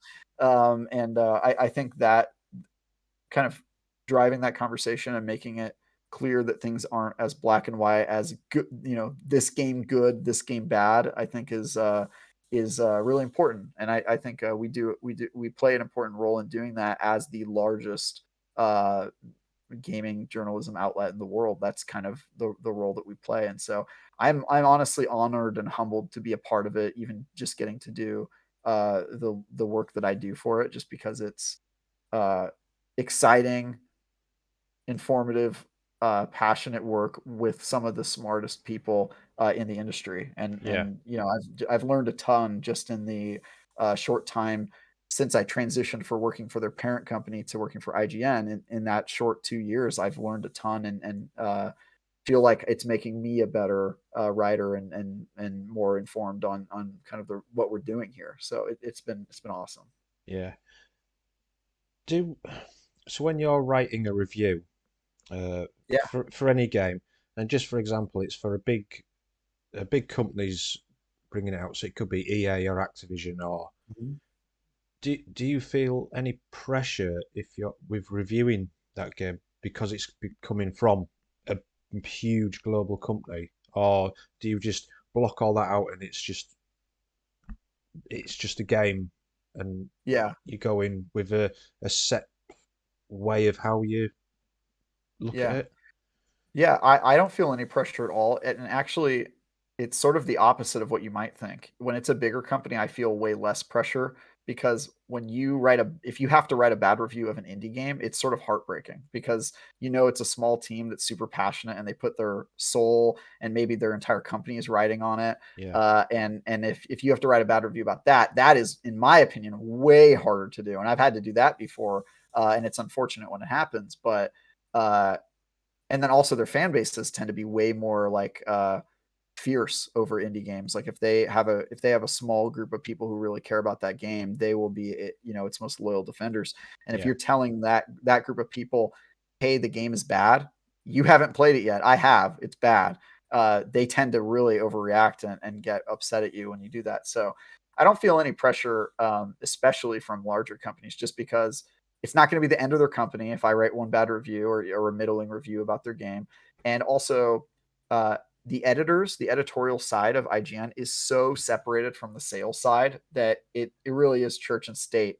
It has nothing to do with each other. So yeah, the EA is dealing with sales reps who work for a completely different business unit, and when we sell like an ad with them and you see like a Battlefield ad on the IGN website, our editors are just as surprised as you guys that happens because we have no idea. we're yeah, we're just making content, writing reviews, and so EA has no idea who I am, right? Like they're not like hitting me up and go, how dare you, Travis, write about our game and say that it was mediocre. Like they don't know who I am. They're talking to like their salesperson, and if their rep has a problem with a review that I wrote, then I am nowhere in the picture. I feel no pressure. They do not have my email address. They're not like hitting me up and being like, Yeah. how dare you? So it really is like so detached from what we're doing. And I think that is an advantage of being a larger company, because if you're smaller, the developer or the publisher or the PR agency that you're working with, they have more leverage. If you write a bad review, they can go, we're not going to give you a code next time around, and you're not Yeah. going to be able to cover our game. And that's bad. But they can't say that to IGN, because IGN has 15 million daily readers. They can't just be like, no, we're not going to give you code. And even if they don't give us a code, we'll just buy the game because we're a large corporation. We can afford it, right? And we'll review it anyway. So they can't keep us from covering the game. There's really no incentive for us to write a good review or a bad review. We're focused on informing the consumer and trying to do our best to just present our opinions on what we think is going to be good or bad, and do it in a way that is informative and helpful to people, and hopefully entertaining as well. Obviously if we can make people laugh if we're reviewing a Yeah. bad game, or if we can fill somebody with joy if we're reviewing a good game, that's always helpful. um and that sort of thing. But yeah, like I would more want to ask that question of like YouTubers. I think about that all the time. Like if you're a YouTuber or streamer and like you're partnered with a game and then the game comes out and you don't like it, I feel like because you're a one person shop, it's just you on your YouTube channel, you have way more pressure to be like this game is good or bad than somebody at IGN where like it doesn't matter, I'm on to the next game the next day. So I more think of that question of like really small operations, like what is your position, because that seems really dicey, or like a It's strange. little. It's strange you mention that because Yeah, I'm not going to mention any names because they are partnered with somebody, and they had to play a game and put a video out on YouTube about it. yeah. And I'll say what game it is because it's all over the place. And if anyone's watching, I'm not sponsored by this. This is just me telling a story. So it's Raid Shadow Legends.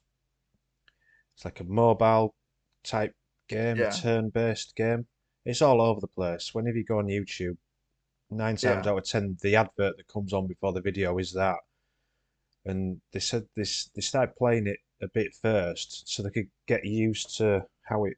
And they said, I don't really like this, but I've sort of tied myself in, and I've got to basically say that it's a 10 out of 10 game or make it sound really good because I've said to this company I will promote this video, and so it's like you said, Wow, they feel a lot of. that's scary. Yeah. So it is that's why I'm glad uh, you've come and said what you've said, because for anyone outside and they're just seeing a review by yourself or your colleagues and they see it's got 5 out of 10, it's 4 out of 10, it's not very good, and it's from EA, Activision, or whoever. There's a misconception that they're a large company and they go after you, Hmm. but like you've just said, that's not the case. Yeah, it could not be farther from the truth of the matter. And I can also tell you this as somebody who worked for the parent company, like EA has no leverage over J2 Global. J2 Global's a way bigger company. Like, if anything, EA would be afraid of like pissing us off. You know what I mean? Like, Yeah, you're talking about two giant corporations. Like, IGN is a much smaller like piece of that larger yeah, puzzle that is J2, but uh, it's really just not like that at all. And I get this is not a new concept to me. I read IGN comments. I read YouTube comments on IGN videos. Like every comment is like, oh, 10 of 10, the check must have cleared, all that crap. But yeah, it really could not be the farther from the truth. And I can tell you that both as somebody who's been on the editorial team and as somebody who before previously worked for the corporate side of it and saw that business part of it as well. And like, I can tell you when we were selling ads for like the PlayStation 4 on PC Magazine, never in a million years did anybody bring up a review score of a game or whatever. Like the people that we're talking to don't even work with the same people. Like the people that are working on reviews on like, PlayStation exclusive games would be like Sony's PR agency, and we're selling to like the business marketing people. Like it's Yeah. just completely separate teams. So it's just so far from reality that I think it's one of those things where it's easy to think that that might be the case, but it's weird. People never question, like, or at least I've never heard like people question like normal news outlets like the New York Times if they're getting pressured from like, their Coca-Cola or whoever has ads on their newspaper. Yeah. If you're getting pressured to write good stories about Coca-Cola, like it's just not the same criticism there. But the thing I've learned in the time, the 7 or 8 years I've been doing games coverage, is that like people are really sensitive about video games. They care a lot about video games. They're Yeah. super passionate, and it's really easy for them to get riled up.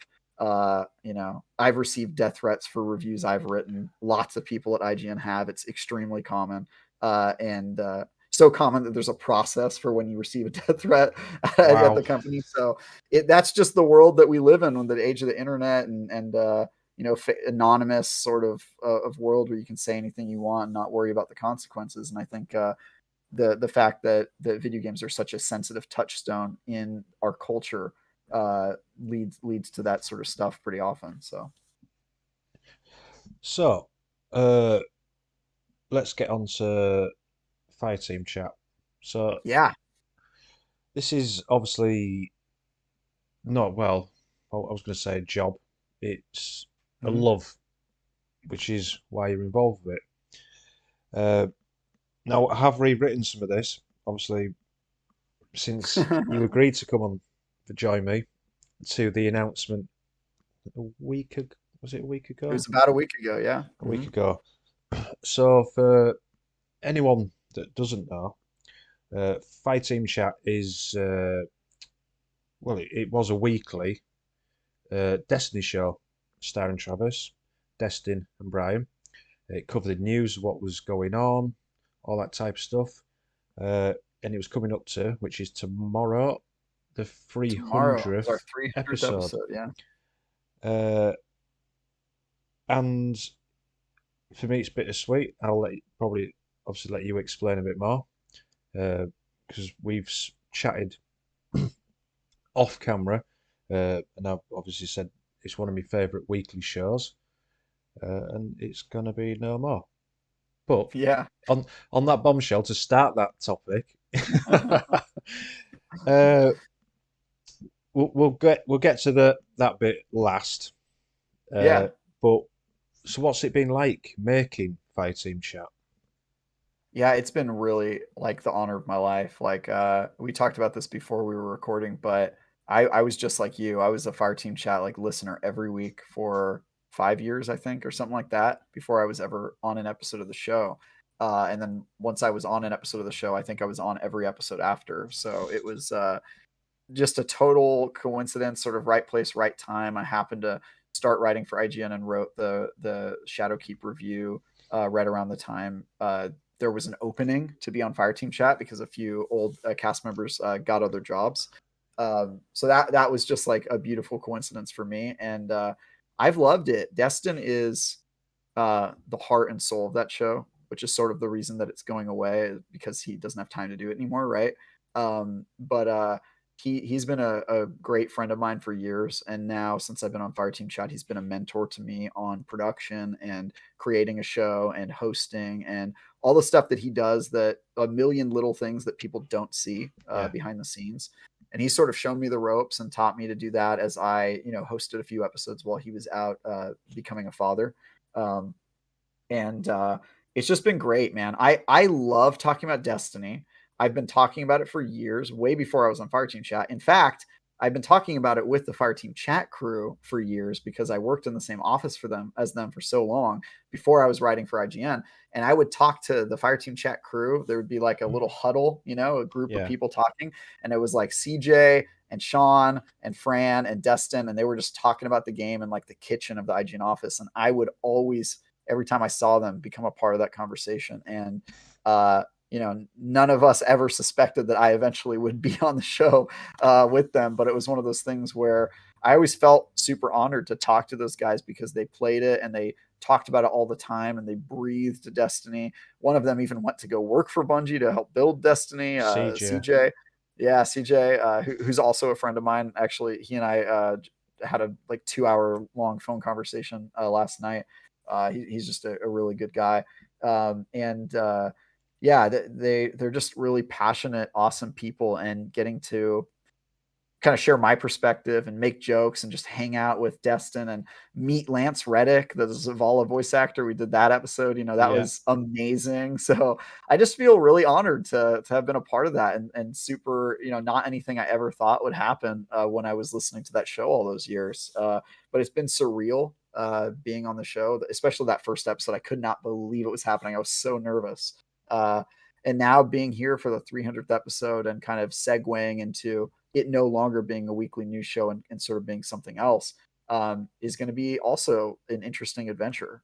So yeah, I'm excited. Anytime I get to work with Destin and Brian and Paul Tassi is like a good day. Like those guys are just so passionate, so talented. I have a ton to learn from all of them.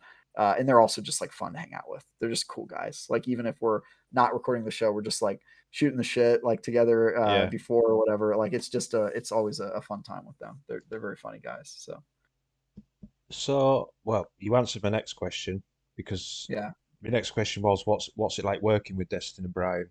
Um, yeah, and you've yeah. basically I mean, answered it. And yeah, and I they're suppose just to make good the guys. show work, it's about having that friendship behind the scenes as well. I'd have thought.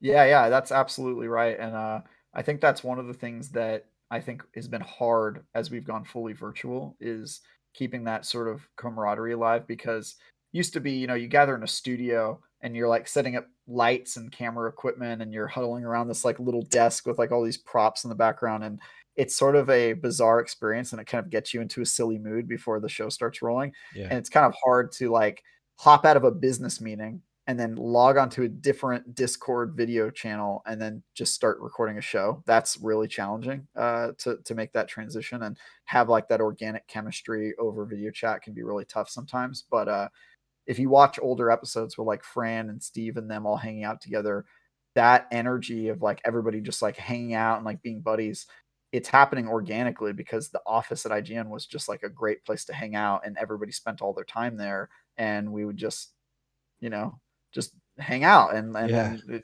that would stumble into the studio and then start recording whatever was happening that week on Fireteam Chat, and it was just a great experience. But yeah, working with Destin and Brian is awesome. They're extremely talented folks, so I'm lucky to have access to their brains and just get to talk to them about Destiny. And Brian and I are in the same clan, so I'm forced to hang out with him all the time. Forced. Yeah, Oh, So, yeah. obviously, the show is very, very popular. I I like think to think so. I'm I'm gonna guess now. I did mean to have a look, but the YouTube channel has, I'd like to say It's like 70,000, 80,000. Yeah, 80,000 subscribers. yeah, something like You that. don't get 80,000 subscribers if it's not very good. Do you know what I mean? Yeah. It, Also, it's it's 80,000 subscribers is kind of jaw dropping for a podcast about a single video game where people just talk, right? mm, Like it's not like we're breaking any crazy news or I think some episodes like do crazy traffic, like when we had Lance Reddick on, like that episode went like viral on Reddit, and that was a whole separate thing. But uh yeah, 80,000 subscribers. These are people who want to get a notification every week about some guys talking about one video game. Like that's yeah, crazy to me. It still blows my mind that people, and I was one of them. I still am one of them yeah. technically. I'm one of our subscribers. So yeah, it blows my mind that that's a thing. But people love their Destiny, man. Destiny fans are so passionate. So Which you see, this is like it segues into the I next know. question. So obviously the show's viewers, they're a passionate bunch. Uh, Mm-hmm. I do read the comments sometimes, but how would you describe obviously the fans and the viewers of the show? Yeah. I so I'm I I have not been lucky enough to go to GCX because most of my time on the show has been during COVID Yeah, when everything was digital. So I haven't been able to like go to an event and be on one of those panels where we get to talk to the audience members after. But I do have my own tradition that Destin thinks is crazy, which is that every week I try to log on and just play Destiny with a random fan. I just like tweet out like, "Hey, let's do like hit me up if you want to do the raid or hit me up if you want to do whatever." And and I try to play with people who are just listeners of the show. And while we yeah, play Destiny, I ask them questions like, "Do you have any ideas for a Bungie, please?" Or like, "What's your, what do you think about this?" Or "Do you have an opinion on whatever?" And I just try to like crowdsource and like hear what the community has to say. And the thing I've learned is that people who listen to Fireteam Chat are super informed. Like they just absorb Destiny information like crazy. They're just like vacuums. They can't get enough. yeah, Everyone has opinions and ideas about how the game could be better. Like everyone I've talked to, "Hey, what do you think they should do in Destiny?" I don't know. Like that never happens. Like it's always yeah. like, "Oh, let me type out my manifesto of what I Pu- think should happen in Pulls Destiny," a which piece is of paper out with a list in it, yeah, and it just goes. yeah, exactly. Yeah, that's exactly it. So everyone has opinions on it, and I think everyone's just really happy that like the game that they love uh, is so ubiquitous and has like so many people that like talk about it and enjoy it and want to like immerse themselves in it. I think that is really awesome. So passionate. Some of them are really angry. Some of them are really excited. Some of them are, but all of them are passionate, and all of them Yes. love Destiny, even if they have a love hate relationship with it. Which even I have a love hate relationship with Destiny. I think you'd be hard pressed to find a single PvP main who doesn't have a love hate relationship with Destiny. Yeah. But yeah, What? they're very passionate folks. Yeah, they are. But what I've noticed over the 5.5 years of watching is they're like this with the fingers ready on the keyboard for when you guys can't remember the name of a weapon. Oh my god, dude. Yeah. That there And are there are a million names you have to remember hello. in Destiny. I think I got criticized once on a YouTube comment for not remembering the name of a shader. Oh wow. There are hundreds of shaders in Destiny, hundreds, and I'm supposed to remember all these names of shaders. Like it blows my mind. So I'm really bad at remembering. I've there's guns I've used for hundreds of hours probably, a single gun that I can't remember the name of sometimes. So Yeah. it's also people forget that when you're on camera, sometimes it is hard to remember just because you get flustered. Like there's a lot of pressure to organize your thoughts in a way and not say like or pause or stutter or all that stuff. And if you can't remember the name of a gun, the longer you can't remember, the more panicked your brain gets of like, oh, I got to remember it right now. So it can be really tough, but I try not to sweat it. I always thought that if I ever became like popular online, I would obsess about what people think of me online and get like hurt if people didn't like me. And Mm. as it turns out, I'm not like that at all. I have super thick skin, dude. I'll read like somebody say something horrible about me and I just kind of laugh. Like it doesn't bother me at all. So Yeah. yeah, I'm just not bothered by that at all. But yeah, you're right. The comments, people are just on top of you if you don't remember it. And it's like, dude, I've played thousands of hours of Destiny. Thousands. I've probably played more Destiny than anyone on Fireteam Chat. I play a lot of Destiny. And I still can't remember the names. It's just one of those things, man. I'm never looking at the names of the gun. I'm looking at the perks and I'm trying to decide how it's going to fit into the meta and if it's a role that I want or if it's a gun that I think I'm going to be able to use in my play style. But yeah, it's hilarious that people get on top of you for that sort of stuff. So we're getting to probably the last question of the podcast. Okay. So obviously, we've given the sad news that tomorrow is the 300th and Hmm. maybe not last, but not as it is. Yeah. Now, The Destiny's, last episode of of Fireteam Chat that people knew of, like the weekly news show. Yeah. yeah. So Bungie have obviously put out a roadmap for the next few years. Hmm. Uh, how would the show look with that? Is it Yeah. will it be like 3 weeks once? I'll word this right.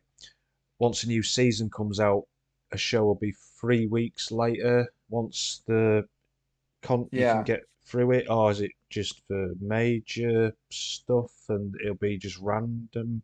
What? Yeah, so I think we're deciding that. So the reason it's no longer going to be weekly is because, frankly, Destin doesn't have time for it, and IGN isn't willing to put the resources toward it if he doesn't do it. So it's Yeah, like he needs a break because he's been doing it for 6 years, and every week is kind of a lot of content to create. He's got other stuff he wants to work on too, and doing that every single week is a lot of work. And so our plan is to do the show when there's stuff to talk about, to make the shows that when they do happen, they're bigger, longer, and yeah, maybe they have some special stuff like interviews with a bunch of developers or stuff like that. That are kind of a little bit. We don't really know what the show is going to look like, but we have a general idea of we're going to do the show every once in a while when we feel like there's a lot to talk about, and when we have crafted an episode that we think is a really high quality yeah, concept for something to record. And then we're just going to do that as often as we feel is needed and whenever Destin has time to do it. And so I don't know if that'll be every other month. I don't know if it'll be. I think he mentioned, the next episode we do after the 300th will probably be in like August, because I think that's like a new season that's coming out or something like that, or it's the yeah, end of one season and the beginning of another or something like that. But that's our plan for it. We're gonna work on what the format is and what that looks like, and then in the meantime, uh, you know, I'm going to try to do what I'm doing today and be on as many shows as I can to talk about Destiny. And if that means that I've got to create my own Fireteam Chat spinoff show where I talk about it every week, like, that's a possibility. I don't have why any not? hard plans to do that yet, but yeah, I have time to talk about Destiny every week because I don't have a kid and I'm probably never going to have one. So, because I don't want one, and because it sounds like a lot of work, quite frankly. And yeah, that's my plan. I'm willing to talk about Destiny as often as I can, and Fireteam Chat will always have a special place in my heart. I will always do it as long as Destin wants me to be on the show and continues to do it himself.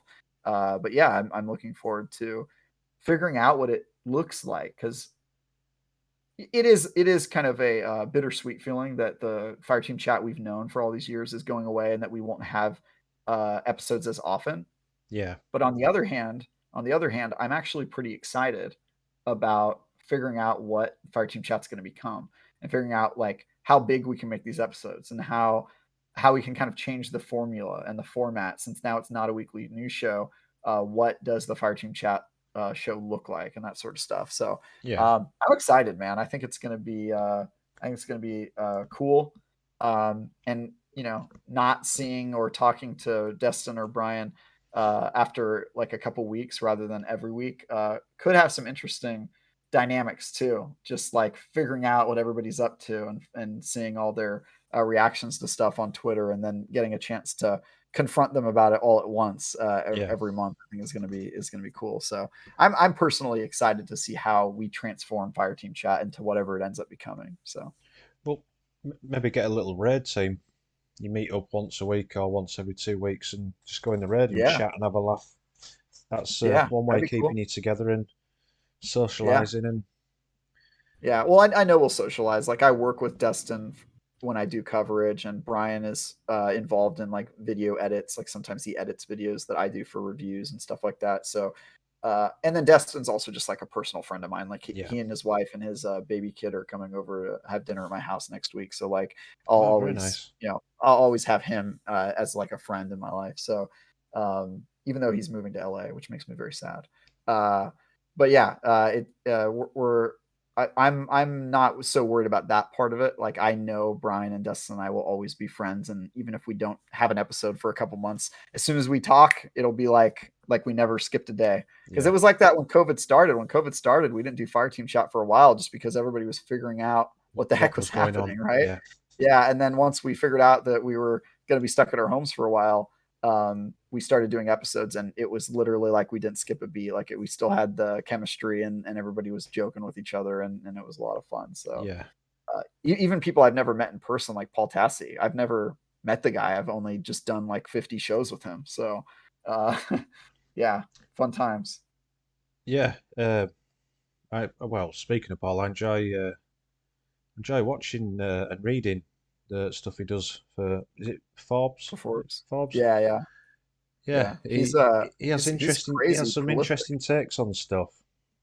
Yeah, especially stories. Have you noticed he's become like a grimoire expert recently? He's like really into the lore now, which is kind of cool. Yeah, I did notice that. Has he? Yeah. It's because he started his own YouTube channel. So now he has Yeah, to like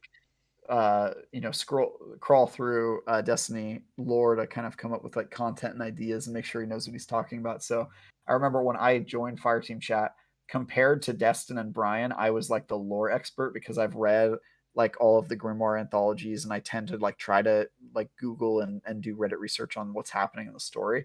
yeah, But now compared to Paul, I'm like not up to date. I need to catch up with him because I feel like I'm falling behind in the lore category. But yeah, I'm he's hats off to him, man. He's really doubled down on his Bungie knowledge recently. yes, yeah. He may rival Bife in the future. That's the goal. I mean, we'll see. I think he gets a lot of his info from Bife, so because I know he watches the videos and reads Bife's tweets, so Yeah, that's how I do it too. Like that, if you can watch same, his hour-long video about stuff, same. it's super worth it. Yeah.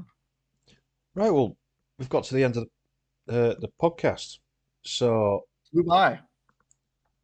uh, excuse me, clear my throat.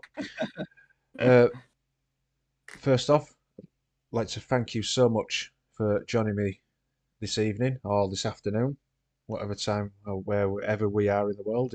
Who knows? Yeah. It's 10 past midnight here. Um, so Wow. yeah, time zones suck, but I appreciate you giving up your spare time or giving up free time to come and chat with me. Hopefully, everyone is here has enjoyed listening to all the answers and the chat. Like I say, it was not a hard hitting interview. It was more of a we're chatting. Fine with that. Just buddies Yeah. talking about Destiny. That's what I'm used to. So, thank you to everyone that came in with the bits, hosts, and just generally those of you that were here to just join us and listen to everything we've said for the last 2 hours. Can you believe that? 2 hours. Flew by. It It really flew did. by. Yeah. So, what we always do at the end of, end of one of my streams is we go and we raid another channel in the community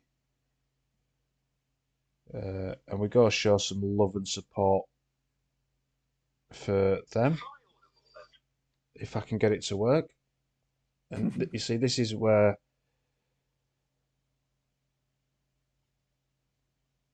stuff goes wrong because I'm trying to be clever and multitask, and I'm not very clever when it comes to a lot of technical stuff.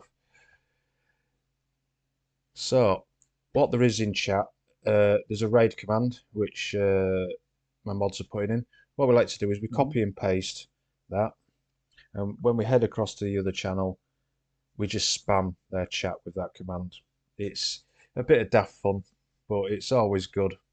People will enjoy Awesome. it. So we're going to go to a member of the Sublime stream team, a member of my stream team. Uh, Really good, he says. See, this is where things go wrong. Why has that not worked?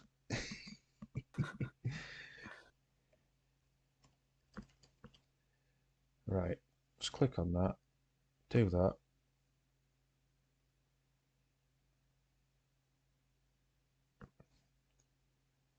and that doesn't want to do it.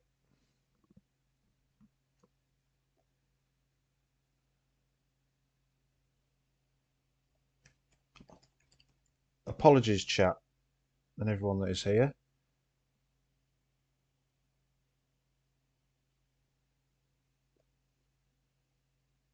So that isn't working. No, this is the beauty of live production. Never goes according to plan. While you figure this out, I'm going to practice my stand-up routine. Okay, here we go. Ready, guys.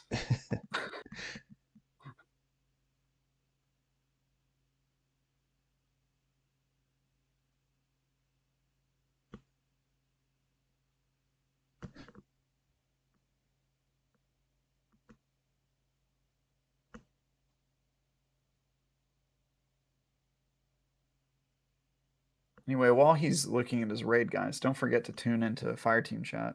Happens on Fridays at 5 p.m. Pacific Standard Time. Um, episode 300 is happening tomorrow, and it's gonna be a banger. Got some nice surprises for you guys. Also, you can follow me on Twitter at TyGuyTravis and read my articles on IGN.com. Recently, just did a review of a game called Necromunda Hired Gun and a preview of the new Sherlock Holmes game that's coming out later this year. Um, so yeah, go look at that stuff while you're waiting for this raid to happen. Like that? Very, very, Shameless very promotion. good. Very professional. And Poor guy. He's dealing with tech problems at midnight. He uh, just wants to sleep. so this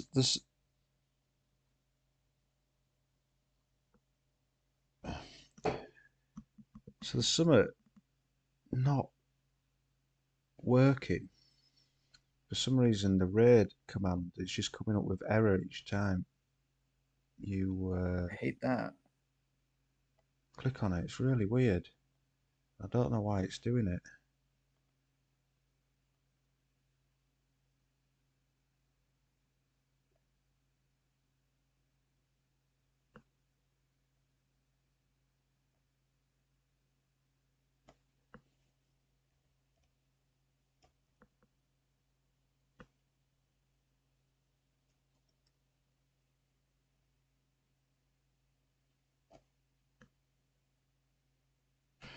Right, so it's not doing that. Right, so we're gonna host because I can do that on my phone. So again, thank you Yeah. everyone for joining us. Thank you, Travis, for joining me. Great episode. Sorry for the long wait, but let's go into Phoenix Starden, member of Team Sublime.